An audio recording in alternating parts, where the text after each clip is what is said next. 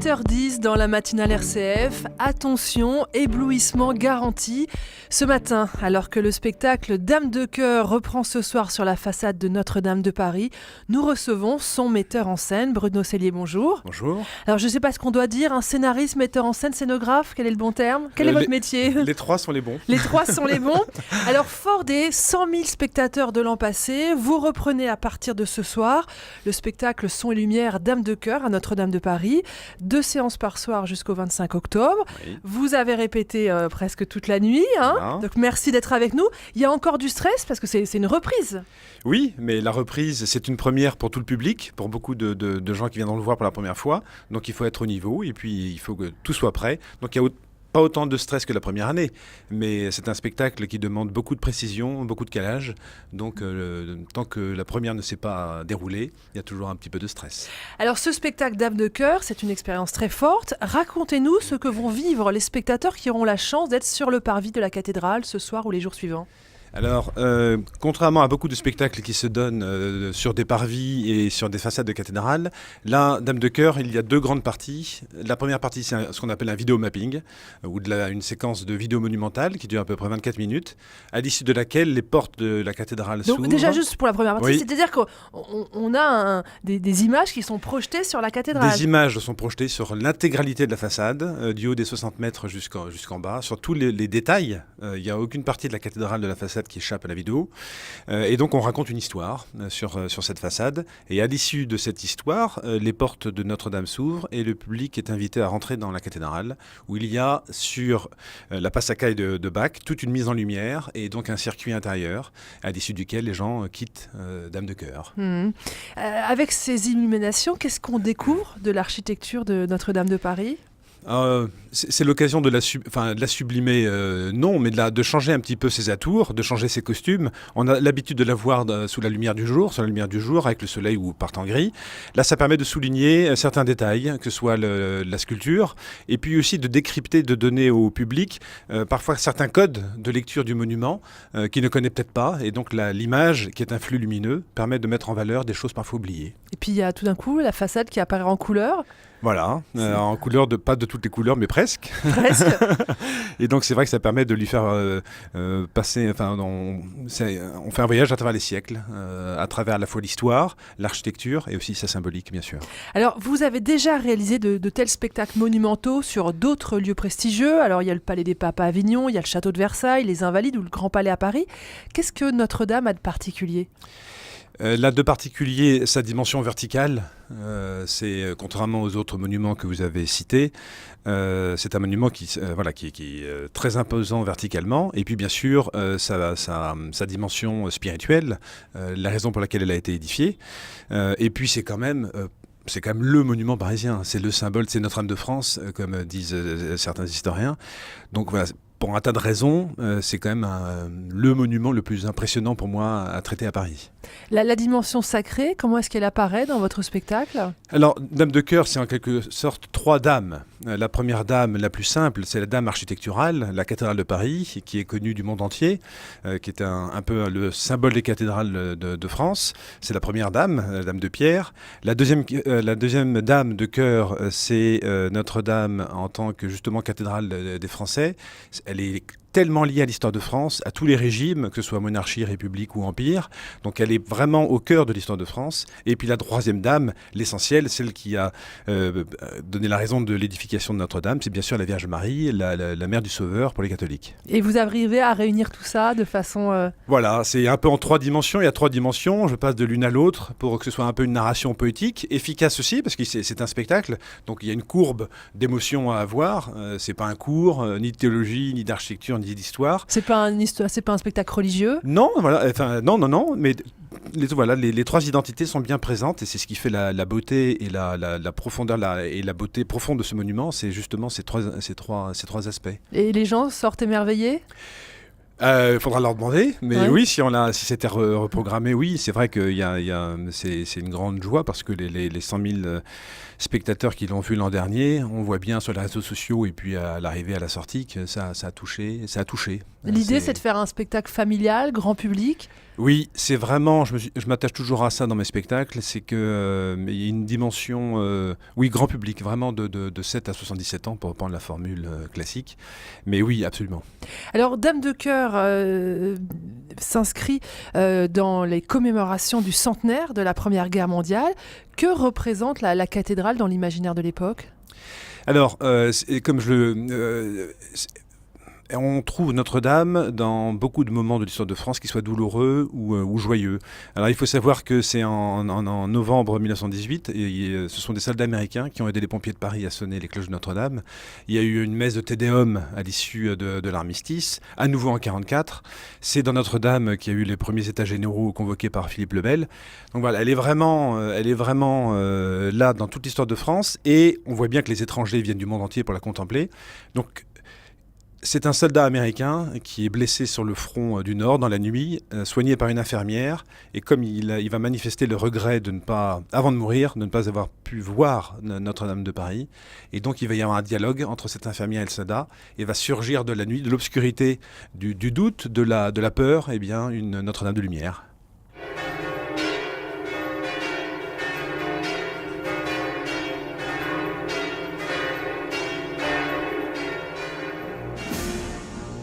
Paris pouvait parler, il dirait « Madame ».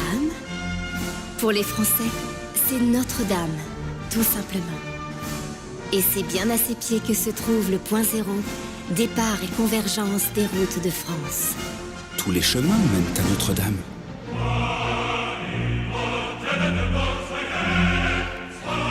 Bruno Cellier, vous êtes le grand invité de la matinale RCF, vous êtes le réalisateur du spectacle Dame de cœur qui reprend ce soir à Paris pour quelques jours. Hein. C'est un spectacle projeté sur la cathédrale de Notre-Dame et après une invitation à rentrer aussi à l'intérieur. Ça, c'est une nouveauté, je crois, par rapport à l'an passé. On voit plus de choses à l'intérieur. Oui, le parcours est doublé. En fait, le temps du parcours est doublé, oui. Voilà. Je l'ai dit, ça s'inscrit dans les commémorations du centenaire. Quel est le message de Notre-Dame pour hier et puis aussi pour aujourd'hui ? C'est un message de beauté, et comme c'est un message de beauté, c'est un message de paix. C'est un monument qui se regarde d'abord de l'extérieur. On admire son harmonie, son élégance, cette dimension verticale qui part de la terre pour aller vers les cieux. Et puis il y a cette invitation à rentrer pour découvrir la beauté intérieure, illuminée par les vitraux et par cette lumière pensée et voulue par les architectes qui l'ont bâtie.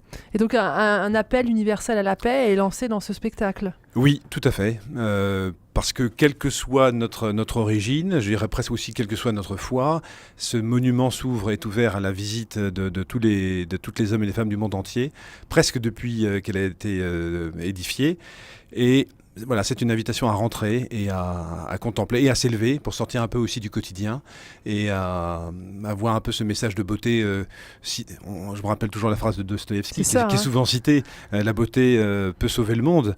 Mais oui, c'est un message d'espérance, de beauté, de paix, oui.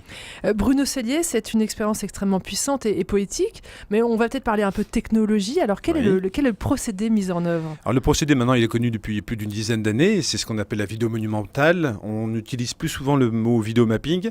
Ce sont des vidéoprojecteurs de très forte puissance. Pardon, ils sont des projecteurs de cinéma à la base, dont l'usage a été détourné. Et donc toute la façade a été modélisée jusqu'aux moindres petites volutes de pierre qui sont à 80 mètres. Et sur cette empreinte optique, vont être découpées, ciselées comme des enluminures, les images qui vont être projetées. Donc là, il y a 8 vidéoprojecteurs 4K, 30 000 lumens. Donc ça fait ce sont des grosses machines. Avec chacun des vidéoprojecteurs a son ordinateur en quelque sorte pour envoyer sa partie d'image, et il faut bien sûr que toutes ces images soient parfaitement collées les unes aux autres, qu'on ne voit pas les limites, qu'elles soient toutes avec la même luminosité. Voilà. Et puis en plus il y a de la lumière cachée sur la façade, on a mis beaucoup de projecteurs aussi lumineux, ce qui permet de donner aussi une profondeur. Voilà, la difficulté particulière avec Notre-Dame de Paris ? C'est comme beaucoup de cathédrales, il y a beaucoup de sculptures, beaucoup de niveaux, il y a beaucoup de profondeur, et puis donc il faut vraiment que l'image soit posée plus qu'au centimètre carré, on est vraiment à quelques millimètres. Donc c'est ça, les réglages sont très fins. Ça coûte cher ? à réaliser? Ça coûte cher à réaliser. Disons il y a des spectacles moins chers, oui. Et pourtant, le spectacle est gratuit, il faut le dire. Oui, parce que on l'a dit, c'est important que ce message soit ouvert à tous. Et donc, c'était aussi le souhait que cette cathédrale et ce vidéomapping soit accessible à l'ensemble des spectateurs ou des visiteurs ou des touristes ou des franciliens ou même des Français en général. En revanche, c'est vrai que il est demandé aux spectateurs de participer à la production, de devenir coproducteurs pour donner la chance à Dame de Cœur de fonctionner et de pouvoir peut-être se redonner sous une autre forme dans les années à venir. Alors, Bruno Cellier, comment est-ce qu'on se sent quand on travaille à partir d'un tel chef-d'œuvre ? Vous l'avez deviné, il faut au départ beaucoup d'humilité. C'est vrai que c'est absolument pas... Le danger sera de dire « Ah tiens, moi j'ai envie d'en faire ci, d'en faire ça ». Non, ce que je veux vraiment, c'est rester authentique. C'est rester fidèle au monument, ne pas travestir, modifier son message, ce qu'elle est, son identité, ce qu'elle est en vérité. Et puis après, parler en 20 minutes, 25 minutes d'un monument qui a plus de 850 ans, avec toutes ses facettes. Donc voilà, c'est tout en restant, c'est un spectacle, donc il y a des recettes, il y a des codes que je connais, qu'il faut mettre au service d'une narration, d'une nouvelle narration.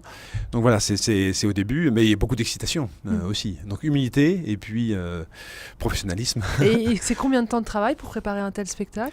J'imagine qu'il y a l'écriture, il y a les réglages. Oui, et puis après il y a toute l'infographie. Voilà. On va dire c'est 6 mois minimum. La première version, alors le spectacle actuel est composé d'une partie d'un spectacle qui avait été créé en 2011, que j'avais créé en 2011 pour le Parvis des Gentils à l'époque, et un seul soir, une seule séance. Et devant la frustration, il faudra absolument que ce spectacle ressorte, et donc ça a déclenché Dame de Cœur, et donc une partie des scènes date de 2011. Donc en gros, voilà, il faut à peu près 6 mois pour faire ça. Alors Bruno Cellier, vous n'êtes pas seul, il y a combien de personnes autour de vous pour faire tourner un tel spectacle ? Alors là, grand hommage d'abord à l'association Lux Fiat et à tous ceux qui bénévolement participent à la bonne réussite, au bon fonctionnement du projet. Là, c'est plus de 200 personnes qui sont nécessaires au bon fonctionnement du spectacle. Donc chapeau à eux. Ils sont dans l'ombre, mais sans eux, pas de spectacle. Ils sont dans l'ombre et dans la lumière de la cathédrale, c'est voilà, ça ? Et puis ils vont accueillir tous les soirs le public pour le diriger dans la joie et dans la paix et pour que tout se passe bien. Et puis il y a les techniciens, bien sûr, qui veillent en régie pour que tout fonctionne. Je ne veux pas faire les rabat-joie, mais on est dans une période particulière. Il y a des questions de sécurité aussi, j'imagine. Oui, elles sont prégnantes depuis plusieurs... Elles l'ont toujours été, mais c'est vrai que depuis, bien sûr, dans ces dernières années, la sécurité devient problématique parce qu'elle alourdit considérablement les frais d'organisation. Après, voilà, il faut oublier ça pour se concentrer sur l'essentiel, qui est que les spectateurs passent un moment qui les marque et qui fasse que rentrer chez eux en Inde ou je ne sais où, eh bien, ils gardent une image de Paris et de sa cathédrale profonde qui les invite à réfléchir. C'est pour les touristes ou c'est pour les Parisiens ? C'est pour tout le monde. C'est pour tout le monde ? C'est universel. Je pense qu'il y a une dimension... L'aspect extraordinaire d'un spectacle comme ça, c'est que la dimension... Déjà, le monument lui-même fait la majorité du boulot, il fait l'essentiel. La dimension extraordinaire de l'image, portée par la musique, les textes, l'ensemble, fait que c'est très marquant. C'est quelque chose de très marquant. Et la dimension visuelle marque, quelle que soit la culture, la provenance. Je l'ai encore vu hier soir dans les encodages. C'est quelque chose qui est absolument universel, oui. Et vous, Bruno Cellier, qu'est-ce que vous a appris Notre-Dame de Paris à travailler sur elle ? À chaque fois, je me dis, c'est une admiration grandissante toujours pour les bâtisseurs du Moyen-Âge. C'est quand même, aujourd'hui, on voit combien il faut de technologie pour souligner les sculptures qu'ils ont bâties, édifiées, posées à des dizaines de mètres. Et tout ça par des traits sur la chaux, sur le papier, tellement de métier, tellement de patience. C'est une sacrée leçon d'humilité, je trouve, pour notre époque. Et donc c'est vraiment ça. Le beau prend du temps et le beau dure longtemps. Donc chaque fois c'est une grande admiration. Bruno Cellier, vous avez une relation particulière avec cette cathédrale ? Alors oui, étant croyant, toutes les cathédrales de France ou même du monde me sont chères, mais c'est vrai que celle-là, parce que je suis un grand passionné d'histoire de France, c'est vrai et puis il y a cette dimension intemporelle qui est très marquante. Elle est liée aux aléas de notre histoire et elle est profondément moderne. Elle est complètement intemporelle et il y a une relation Ouais, de fils à mère un peu. Ouais. C'est vraiment un monument dans lequel j'ai vraiment toujours une grande joie de rentrer. Merci beaucoup Bruno Cellier d'avoir été le grand invité de la matinale RCF. Alors on va rappeler, ça commence ce soir. Ce soir c'est l'avant-première, c'est à quelle heure, 20h ? Oui, alors 20h et puis 21h30 pour la deuxième séance. Pour la deuxième séance et ça continue jusqu'au 25. C'est gratuit mais il faut s'inscrire sur Internet et dépêchez-vous parce qu'il y avait encore des places hier soir. Je ne sais pas si ce sera encore le cas ce soir. Merci beaucoup, bonne semaine à vous et puis beau spectacle. Merci.